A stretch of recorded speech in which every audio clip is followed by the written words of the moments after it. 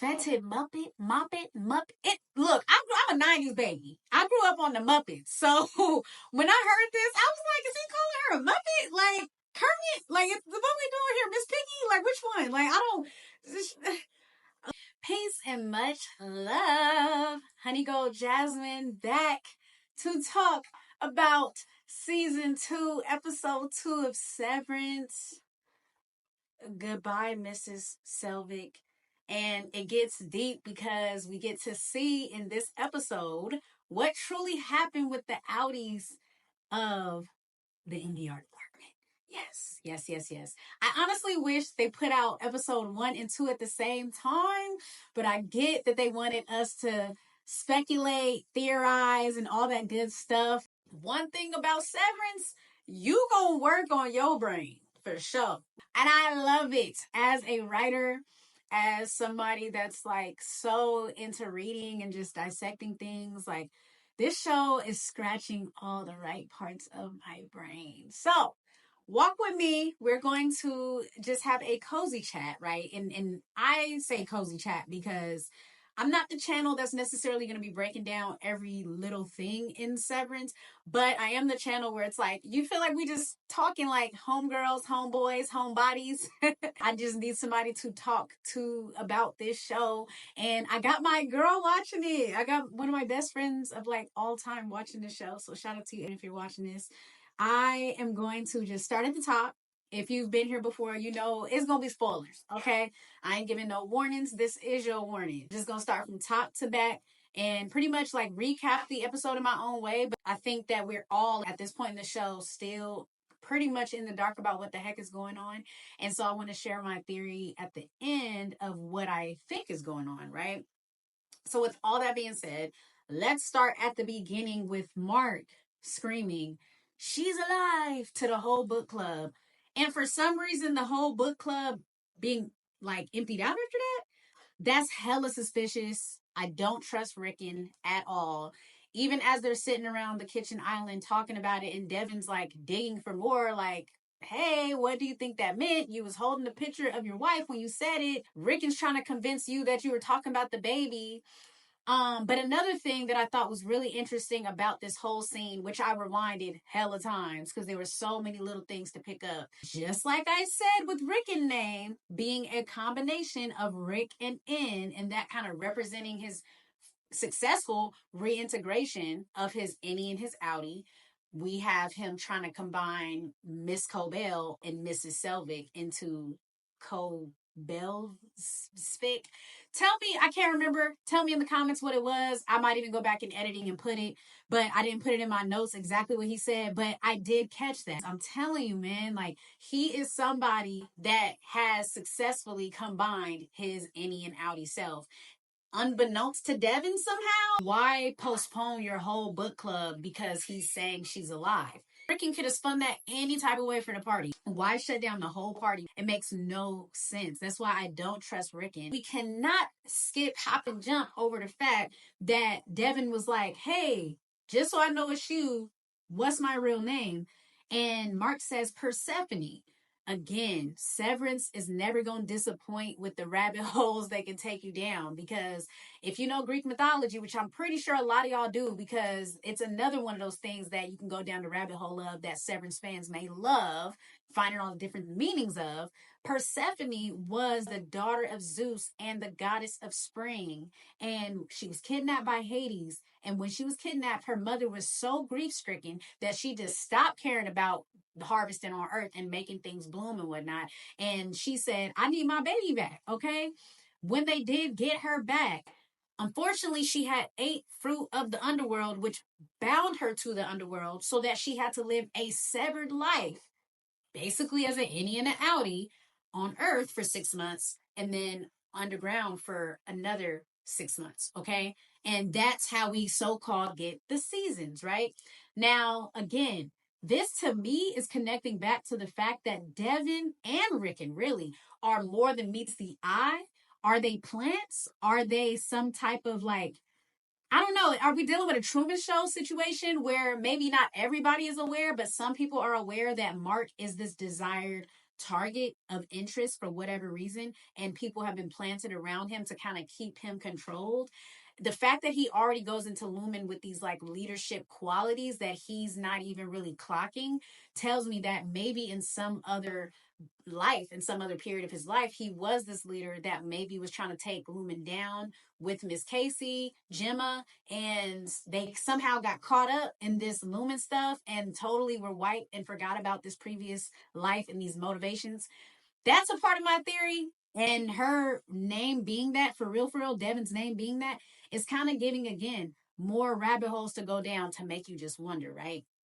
But let's move on from that scene because I rewinded it so many times that there's so many things to dissect, but I'm going to leave it at that. The next thing that was interesting to me was Helena still processing her trying to unalive herself in the elevator. Okay. This stuck out to me because I think for this to be one of the first things that they show of Helena, when they know we've already been sort of like speculating if that is really her down there in the severed floor for the first episode, and then also us kind of like, I think they definitely bred us to not look at her favorably. Although we don't really know much about her, we know that she is the reason why Lumon is going to keep continuing with her stepping into this leadership role as CEO. So in a way, it kind of makes you dislike her because you're like, I know this company is treating these people badly. Of course, I'm not going to like the person that may be kind of helping this be continuously perpetuated. But I feel like them making this the first scene we see of her, like to me, it invoked empathy. It invokes like, damn, like, okay, we went through a scene in the first episode where we were empathizing with Dylan and Irv having that heart to heart about Irv staying and essentially not unaliving himself. And then here we go in this second episode, kind of getting a parallel of that, like somebody that really did attempt, somebody that was like, I'm not talking to nobody about it. I'm just doing it because I just hate this so much. I don't want to be here. And the fact that that is still something that's affecting her, that did make me feel for Helena. And I did clock that. Bruh. Here we go to the first thing I had to look up. Well, I guess you could say the second thing if you count the Persephone, just to kind of get myself back familiar with her myth. Fetid Moppet. Look, I'm a 90s baby. I grew up on the Muppets. So when I heard this, I was like, is he calling her a Muppet? Like, Kermit? Like, the what we doing here? Miss Piggy? Like, which one? Like, I don't... Look, a Fetid Moppet apparently means like spoiled brat, but like from the 1800s. Again, reiterating the fact that I think that James is Kier. I don't necessarily think he has all of the past Egans in his head. I think that he is Kier. And I'm gonna leave it at that, okay? I'm gonna leave it at that. Because who is running around here calling people a Fetid Moppet? Low key, I want to call somebody that just so it takes them a little bit to get what I'm saying, and they gotta Google it, and I'm just sitting back there like, yeah, wait till you get it. I think there's also another version of events that could be happening here where Kier is actually bothered that she said father because he's not. Like, he's quite literally not. I mean, I don't know. I think in a way we assumed that. We assumed that there was this familial connection. But at the same time, like, it's not really been confirmed. I just want to put that out there that it actually hasn't been necessarily confirmed that she is his biological daughter, if not his daughter at all. I think even the idea of this whole Kier's children thing, and then we watch the intro and we see all the little babies running around. Who knows that she wasn't just handpicked for whatever reason to fulfill this role of a daughter? But she's not really a daughter, but she was raised with that in mind so that it made sense to her. Like, okay, this is your dad. But in reality, she was always just going to be next up in the running for CEO for whatever reason. I don't know. Theories upon theories. Here we go. Although it's a really short scene, I do find it interesting that Milchick just simply watched Dylan leave. Like, all of this just literally happened. Like, this is immediately the aftermath of Helly on stage snitching on Lumon, saying, hey, they torturing us down there is bad. Okay. So to just sit there and watch Dylan leave, it's like, I don't know, maybe another testament just to how calculated Milchick is and like how controlled he is. Not even just by Lumon literally, but like internally. Like, he doesn't make impulsive decisions. He's gonna wait till he gets told how to jump and where and how high. Like, that man is scary. Okay. Like, I don't know. Just the idea of like Dylan don't even know what the heck really happened at work. Milchick just sitting there watching, plotting on his next move. He is frightening, okay? So their MO at this point is to find out what the innies were able to effectively tell people. When we get to Helena and Milchick talking about like what should happen next, let care guide your hand is what comes up. Okay. This is what to me is reinforcing that Milchick was raised in this. This is all he knows. Literally, he lives and breathes this company just like Helena. And again, I think that there's something to the fact that the highest people of this corporation are involved directly with this MDR department. It's not just simply the severed floor altogether, right? Although we do need to see more departments and whatnot. There's something very particular about this MDR department again. Now we see Helena and Cobell talking. This scene, oh my God. These actresses are so good. It was so interesting to see them across the screen from each other. Miss Cobell says, "A apology is warranted," right? She was standing on business, right? I mean, Helena just gives it like it's nothing. Just, I apologize. My father apologizes. And the board of like, girl, if you don't get your HR having ass dialogue out of here. And Miss Cobell saying back, I welcome your contrition. There's another word I had to look up. Contrition, y'all. So this is basically like showing remorse, basically being sorry. Okay, it's a fancy way to be sorry. The way this whole conversation was just so scripted was just like, get this fake ass conversation out of my face. Like, you're asking for an apology from people that ain't sorry. You're wanting her to be scared when she ain't never scared. You know what I'm saying? Helly said, we fear nobody. And I believed her. It was no wavering in her voice, nothing. No shakiness, no nothing. Like, scared of who? Scared of you? Little old you? Girl, we finna put you on the advisory board. We're not tripping. And y'all know advisory board is like a soft landing for her instead of being fired. Because they like, look, we know you're going to go hard. We know that you might possibly even go crazy if we don't allow you to still be involved with Lumon in some type of way. You ain't getting back on that seventh floor. That's what ain't happening. We know that. But we're going to put you on this little advisory board, keep it cute. This is where things get interesting because if they didn't want Miss Cobell there anymore, if they wanted to wipe pretty much her existence and influence off of the seventh floor, why still have her name on this computer? Why? We don't know. Was it to mess with Milchick and kind of make him work harder? So, yeah, fake ass promotion, fake ass HR talk. Yeah, it's just all the way fake around here. And so is Helena. So what more can you ask from this girl that literally all her life has been just this fake charade of caring about people when she really don't? Okay, let's just keep it real. Milchick rides a bike. Look, I ain't gonna hold you. Like, Milchick is a gangster for real. Like, he's low key the mafia. He in a gang. Like, Lumon is that gang. Lumon is on his back. You know what I'm saying? I wouldn't even be surprised if he had it tatted. But we see another word that we need to look up that's on Milchick's license plate, and that is, let me put on my glasses for this one actually. Remedium hominibus. Remedium hominibus. Okay. And this means a cure for mankind. On your own personal stuff that you can put in the style of anything you want. You choose something that still represents Lumon, Milchick. Oh my gosh, Milchick, you just... Now, what we get in the following moments of the episode is this splitting between the going-ons that Milchick is handling with firing each of the employees and the PR campaign that Helena is pretty much splicing together and lying about to explain to people what the heck was going through her mind when she turned into Helly, right? She gonna sit there and blame it on the alcohol, blame it on the alcohol, blame it on the vodka, blame it on the Henny, blame it on the alcohol. She gonna blame it on the alcohol. Like, come on, girl. When I said my Annie was being tortured, this was a joke and a lie. Who was laughing? I didn't laugh, girl. I felt sorry. Like, this episode made me feel bad for Helena.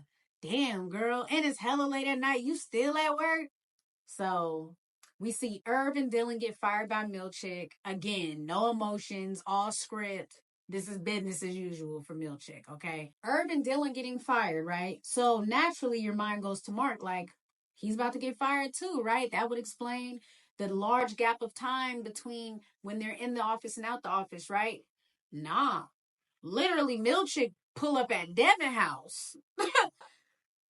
Come on now, Devin House. I mean, he's pretty bold. Like, he tells him straight up, this is a thing that we can do just in case we need to access your any off of company grounds. Don't fret, don't trip. We just need to know, what you said to everybody. We just need to know. Right? And Devin is automatically clocking his teeth. You already know Devin do not like Lumen. She do not rock with Lumen. So automatically she's like, you pulling up at my house, but you didn't have nothing to say when Miss Cobell's running around trying to take care of my baby and committing lactation fraud. Like, what do you have to say for yourself? Of course, Milchick didn't have nothing to say. You know he ain't tripping. He ain't, look, they got too much money at Lumen. They could sweep anything under the rug. They ain't tripping. But I love that everybody stayed on code. Like, I love that Mark was like, hold up, let me pull back because I wasn't really tripping. Look, I was trying to just go to work, come home, mind my business. Now you're coming up in my time. I'm not even trying to think about work. Talking to me about work. My sister was just trying to damn near convince me that I was talking about my wife being alive. And now here you go popping up when this could have damn near waited till Monday. Nah, something suspicious. So we got another word, y'all, right? And Milchick was the one who said this word again. He says, Cobell is not well, and she will not bedevil you any longer. Ooh, now that one is going in my vocabulary toolkit for sure. Bedevil me? Don't you bedevil me? Ooh, I'm about to tear that one up. This one's a little more self-explanatory. I think hearing be devil, it's kind of like, okay, don't bother me anymore. And that is exactly what it means. She's a devil to Lumen, but this is all making me think, is this Miss Cobell's radical moment? Is this her moment where she's going to just decide to, for her own motivations, try to get Mark and them aware of what the heck is going on and ultimately possibly lead them down a road of dismantling Lumen's stranglehold that they seem to have over the town, over the people, and ultimately over the world, right? So, another thing Milchick says during this table discussion, which Milchick is just so out of pocket. Like, he is somebody that he feel like he can't be touched for real. He gonna say, I hope to see you Monday because I'd hate to reward Mark's courage with non-existence. This boy Milchick is a gangster. He just so professionally told him, like, he was writing an email like, per my last email, like, bruh. He just professionally said, bruh, you don't want to see what happens if you don't come into work. Like, I ain't even gotta kill you. You gonna do it. If you don't bow down to Lumen, like, he's a gangster, okay? The fact that he doesn't fire Mark, though, again, just reiterates my theory that Mark is truly the target of, honestly, I think the whole department. Because why is his file so important when everybody's working on files? I've heard people say, oh, well, he's important because he's working on Gemma. Well, how does that explain these other people that they have working on stuff? I think there's more of a cultivating thing here. Like, they're training him, they're putting him in a certain environments to lead this uprising. Lumen is sensing that the world is against them, so they're literally, let me get, we start to see Mark's wheels turn, right? I don't think it's enough to get him fully pushed on his mission of seeing if Gemma is alive because he does not want to work for Lumen anymore. But we see him attempt to try to confront Cobell, but she's gone. She's MIA. Okay. This scene with Helena watching the kiss over and over again that we see from season one between Mark and Helly. This one has me torn. I don't know if I'm all the way sold that Helena is down there now. I wonder if maybe she's allowing herself to live vicariously through her innie and like shut off that part of her brain. So now she has a vested interest in making sure Mark doesn't find Gemma too. Devin and Mark sit down for food. And here we go with the food, right? You know, food is very important in Severance. For me, I'm thinking that the food's appearance in this scene is showing that Devin is one of the few people that actually is more grounded and more normal. Hence the fact that she's saying to Mark, hey, you quite literally were trying to tell us that your wife was alive. And I do feel for Mark. I do have sympathy for the fact that his wife was a very, very important part of his soul. Obviously, he lost a part of himself dealing with that grief. I didn't appreciate how he came at my girl Devin though, because obviously he has no friends. He don't even have really any other family outside her. And she's remained so patient and so sweet in making sure that he is like taking care of himself. And so just to see him kind of snap at her is crazy because of course, like she became a part of the family. We learn in this scene that Mark did see Gemma's body, but she was burned. And this does raise some red flags because if you've seen any show where somebody dies and you never see the body, or the body is so disfigured that you can't really tell, other than maybe a necklace they had on or the wedding ring that she had on, that that's her, we know that that more than likely means that the body was replaced or something weird happened that where she didn't die. And even deeper than that, what if Devin and Gemma were onto something when it came to being whistleblowers at Lumon? Or at least Gemma started to confide in Devin, or she started to say little things that made Devin even think twice about it. Like, what does she mean by that? And then when now Mark is saying she's still alive, it's got Devin maybe recalling some of those things that she remembered Gemma saying. And she's treading lightly, but she's also like, there's something here. We see Mark walk away, and who's in the diner? Mr. Drummond. Now, this has got me thinking. I mean, this whole town of Kier is bugged. This whole town of Kier got some type of network going on, cameras, CCTV footage. See, y'all know what I'm trying to say. Security footage that they can tap into to know where people will be at, or they're at least stalking Mark to just be able to pull up. But how was he able to get in there and sit down without them noticing? He had to literally damn near know they were going to be there and maybe even position himself in the right place so that they didn't see him. That part had me like, okay. Now, Dylan, he is another wild card that, again, I think once they start diving deep into who his wife is, how his life is, I can't help but rhyme because I'm an artist, you feel me? Once we start diving into that, though, a lot of stuff is going to unravel. He starts looking for a new job, and we see even more of the world building in this scene and how people feel about even hiring severed workers.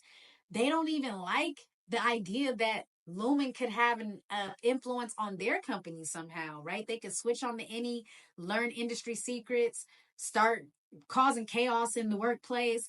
It's just a wild card, and I honestly can't blame this guy. I did find it quite interesting that this guy did look like Dylan. He looked like an alternate universe version of Dylan. Makes me think of this Audi visitation suite. Like their conversation was so weird and quirky and all the doors moving around and whatnot. I'm like, is this real? This scene reminded me of Monsters Inc. and how the doors were a portal to a different world and how they had to go to this different world and collect screams and all that, right? If you see Monster Inc., you know Monsters Inc. So it was so interesting to me that he does kind of remind me of Mike, like the archetype of like the funny coworker, that just like his energy, and then for him to go into this place and try to get a job and being asked like what kind of door he would be, and him saying he would be a pocket door, and so that he can tuck himself away when he doesn't want to be seen. And again, it makes me think of the scene of him in the closet and how when Milchick came in there and he got cut back on, it was just so normal for him. Like, are we done here? Like, Dylan may have a problem with being seen and perceived because of his own perceived lack of competence when it comes to doing anything outside of Lumon. And I feel like that is a big dig on his self-esteem for sure. And so for him to put himself out there and to be rejected in this way, I felt for him. We get deeper into the lore of the town of Kier when we see and the neighborhood he lives in. He lives in Leonora Lake. Okay? Every part of Kier we've seen so far has some connection back to the Egans, and Irv's neighborhood is no exception. Why is there a payphone? Like, what year are we actually in? There's cell phones and there's payphones? Now, I know that this is a small town, possibly on the East Coast. Maybe there's still payphones. I live in California. I'm in the Bay Area to be exact. Being raised in the Bay Area, California, maybe I'm a little spoiled and don't see payphones often. That was kind of wild that there's still payphones in this set in this universe. He makes a phone call. Don't necessarily know to who, but we do see Bert in a car watching him. What really happened when Irv was banging on that door and Bert probably came eventually and opened it up? We don't get to see that. We don't get to see that. So I am curious to see how that pans out and who Bert is to Irv on the outside. While we ponder on that, let's go ahead and get into Milchick's whole campaign to get Mark back. Okay. He visits Mark again, talking about we got off on the wrong foot. We want to see if you will come back. We'll give you all these things, including a 20% bump in pay, wellness checks from independent organizations, and also many more that's to come, right? We already know it's all cap. This scene reiterated to me that Milchick got that script memorized in his head. If we think back to season 1, he was trying to advise Mark that he didn't have to read the preamble. He could just go straight into the questions. Well, somebody who's memorized the questions can easily just skip whatever they want and just spout these questions. I think that's where that was coming from. I think that he is so steeped in this that he already knows all the answers to say. He's been here before. That's what I got from this scene, is that Milchick has been here before. This is not his first time on the rodeo of trying to get somebody to come back to Lumon. This is not his first time being put in this circumstance. He's so emotionally controlled. It makes me think about what type of training he truly had to go through to be able to have the thick skin that he has. He's pretty much saying, hey, come back to Lumon and you won't get hurt. I promise you won't get hurt. To your knowledge. Man, in the way that Lumon knows how to emotionally manipulate the people that work for them and saying, oh, you felt like you were choking on her ghost and all these things that just made me cringe so much. And it made me feel so sad for Mark because he's in such an isolated place that these things will get to him in a way that it probably wouldn't be if he was in a better place mentally. You would think that Mark will be happy when Milchick told him that he found love. He said love. What you mean, bro? I didn't go to work to find love. I'm going to work to work. What are you talking about? Then we got Milchick talking about, don't worry. It'll make its way back to you. You found solace down there, and that love will make its way to you. This is how you know the ultimate goal, in my opinion, is to get Mark and Helena together. I wouldn't even be surprised if she low-key handpicked him and said, yeah, that's the one. Because how do they sort people when they go to work for Lumon? They have hella employees. How are they sorting people? There's something there that connects Helena and Mark. So we see Milchick going back to Irv and Dylan to give them their jobs back. And in a weird way, I'm happy for Dylan. Weirdly enough, I don't like that he has to be manipulated in this way, but you do feel for a man that's trying to provide and can't provide for his wife and his kid. He out here trying to provide. So I got to get a man his credit. So we see Mark headed back to work and we see Mark W being escorted out. Like, F you, Lumon. I had to break a lease in Grand Rapids. So we know that Michigan exists. So if Michigan exists, what other states are in this universe? We're over here seeing license plates with no state on them. It's just all type of confusion going on here. He also said that he only had a job for 3 days. So this goes to show you that Lumen, they pull you in with the thought of the fact that you're going to have this full-time job and the work's going to be so steady. But as we can see from this scene, they can fire you at will at any time and bring you back at will at any time. You have no choice because you pretty much can't work anywhere else. Then we get Cobell and Mark in this scene of this confrontation that we've all been waiting for finally happening. She kind of teases Mark, I bet you a pineapple was involved, right? You're so easy to sway. We have Mark get that spark in his brain. Ding, ding, ding. You're running because you know something about Gemma. You know something about what's going on. Another stare off. Again, I love the parallels between this episode and the first episode because we get another stare off. And this time, it wasn't no professionalism. Cobell was like, like a goddamn feral freaking animal. Like, girl, calm down. I mean, but it's probably all warranted because, again, like the parallel I drew earlier between Cobell and Helena and how Cobell represents the wise old maiden, right? The lady that everybody in the town says is crazy. And Helena is, Helena is the fresh version of this woman that's following everything that you want her to follow in society and all of that. And Cobell is going to be looked at as crazy because she knows what's going on and she's literally having a normal reaction to a crazy situation. I do think that she maybe saw an ally in Mark when he kind of started to wake up, but him going back, she's kind of like, look, I can't really do much for you if you're going back. I think that's why she ultimately screams at him. It's like, get out my way because I got business to attend to make sure that I satisfy whatever my thing is I'm trying to do. And you're kind of getting in the way of that. I think that she loves Kier, but she hates Lumen and everything that has come to represent. It's almost like Christmas, people that are religious, people that are Christian, they love Christ, they love Jesus, but they may have come to hate the commercialism and the non-religiosity of what Christmas has become. And I think that to me is what Cobell feels when it comes to Lumen versus Kier. And I think that with Mark going back, she does not see Mark as a viable person that she can trust right now. So she screamed at him, okay?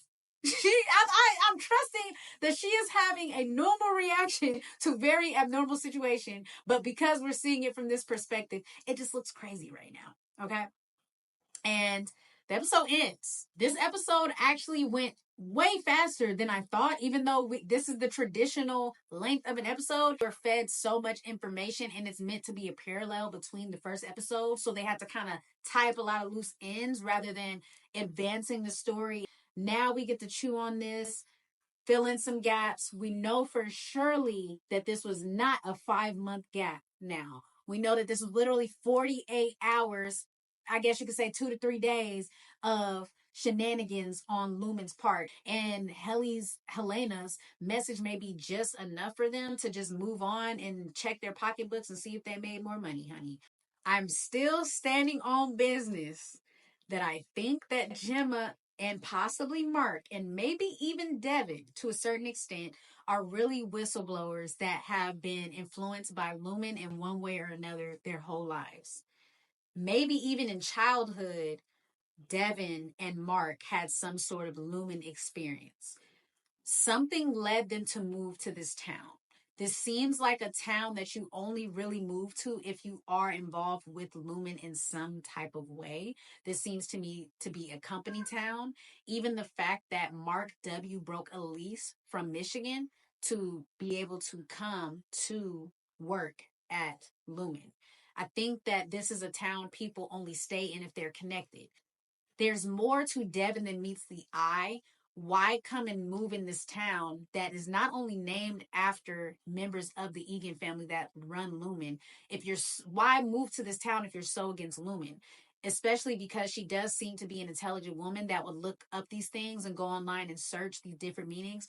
Why move to this town? Why be perfectly fine with your husband sort of brushing a lot of these things off and even having rhetoric that resonates with the any Mark is not ringing off any bells for you. I think also the fact that Mark did resonate with Rickon's words as his any self is showing me that that propaganda of that book was put there very purposefully, meant to awaken Mark to his innate leadership qualities for him to lead an uprising at Lumen. I think that Lumen understands that the world is turning against them. I think that the world is against them, and they are training their own internal army to be able to face this resistance that they see is coming. I think they're very much steeped in the lore of civil war and the idea of an uprising, because this is something that Kier experienced himself, and because he's trying to maybe even invoke that same energy, he's training up the employees to get ready for this. As far as what they're doing in MDR, I'm still standing on the fact that I think that they are somehow creating profiles of people in these different towns that they have control in, and sending things at that very moment to either entice them to work for Lumen or to benefit Lumen in some type of way. I don't think that these things are isolated to a particular person where he's working on Gemma. I think that they're able to somewhat sense the emotions of people in the town some type of way and influence that. And so literally they are refining macro data, macro, not micro, macro. Okay. And this macro data being people in cities. I think that Gemma was a whistleblower. I think that she is actually still alive. I don't think she ever died. I think that she never even died in that hospital, and I don't think she ever died in no accident. I think that she's alive, maybe was in a coma, maybe woke up. When she comes up to the severed floor, that's when her severance chip activates. When she goes down, I think that she's back to the Gemma that Mark knows. Okay. And I do think that Helena is filling in for Helly and going down there. This is the only freedom she has. She literally works day and night. This is her life. I don't think that she has much of a life outside of Lumen. And ironically, her only freedom is deeper inside of Lumen as her any self that's uninhibited, that's free, and that has found love. And I definitely feel like in the end, we're going to get a reveal where she turns to Mark and she's like, we could do this together, Mark. Me and you. Take over the world. What do you say? Would you take a poor sinner's hand? Like, I think that she's going to switch it up and be like, look, this was all to get you and me together because I can only have Lumen sanctioned romance. Okay. That's my theory as of right now, because ultimately I do think that this is all building up to an uprising, whether that's on behalf of Lumen or against Lumen. We shall see. I want to see some theories in the chat. What's good? What did I miss? Because I know I missed a lot. I mean, this is one of those shows where you can find something in everything.